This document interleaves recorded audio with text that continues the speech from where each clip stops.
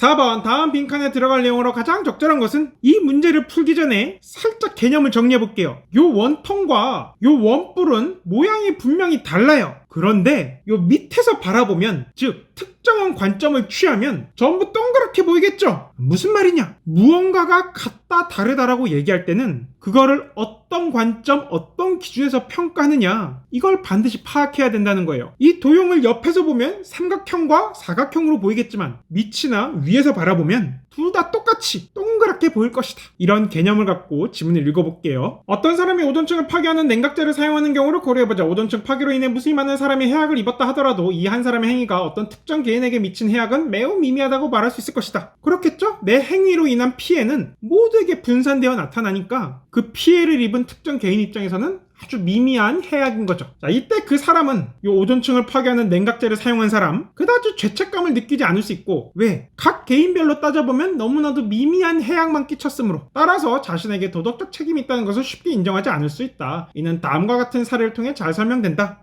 이 밑에 나오는 사례는 앞에 나온 상황과 구조적으로 비슷하겠죠? 지금 이 사례, example 1을 조금 더 잘 설명하기 위해서 좀 더 단순하고 직관적이고 이해하기 쉬운 사례를 쓴 것일 테니까 구조적으로 대응이 될 수밖에 없을 거라고요. 그리고 지금 이 부분, 내가 분명히 피해를 끼쳤음에도 죄책감을 느끼지 못하는 상황은 프로블럼이라고 할 수 있어요. 그럼 뒤에 어떤 내용이 나오겠어요? 궁극적으로는 해결책이 나올 겁니다. 어떠한 해결책? 얘 죄책감 느껴야 돼. 도덕적 책임이 있어. 라고 얘기하고 주장할 수 있는 해결책이 나오겠죠. 그래서 두 번째 사례를 살펴보면, 가난한 마을에 가푼을 포함한 산적 100명이 들이닥쳐 약탈을 저질렀다. 어른을 포함한 주민 100명에게는 각각 콩 100알씩 있었는데 산적들은 각자 주민 한 명을 맡아 그 사람의 콩을 몽땅 빼앗았다. 그 결과 모든 주민이 굶주리게 되었다. 이때 가푼이 콩을 빼앗은 상대가 어른이었다. 각자가 특정 개인에게 큰 해악을 입혔다는 사실에 죄책감을 느낀 산적들은 지금 이 첫 번째 약탈은 죄책감을 느끼죠. 이거는 앞에 나왔던 사례랑 달라요. 계속 이런 생각을 하면서 읽어야 됩니다. 뭐가 같고 뭐가 다른지. 자, 그런데 두 번째 약탈에서는 방법을 바꾸기로 했다. 가푼을 포함한 산적 100명은 이번에는 각자 을훈을 포함한 모든 주민 100명에게서 각자 콩 하나씩만 빼앗기로 했다. 특정 개인에게 끼친 해악은 매우 미미하죠. 콩 100알 중에 딱 한 알이니까 요렇게 구조적으로 유사하고 대응이 되는구나. 콩 한 알의 손실은 미미한 해악에 지나지 않으므로 이번에는 어떤 산적도 특정 주민에게 큰 고통을 준 것은 아니었다. 결과적으로 모든 주민은 이번에도 굶주리게 되었지만 한 명이 100알을 뺏어가나 100명이 100알을 뺏어가나 다 똑같죠. 그런데 산적들은 별로 죄책감을 느끼지 않았다.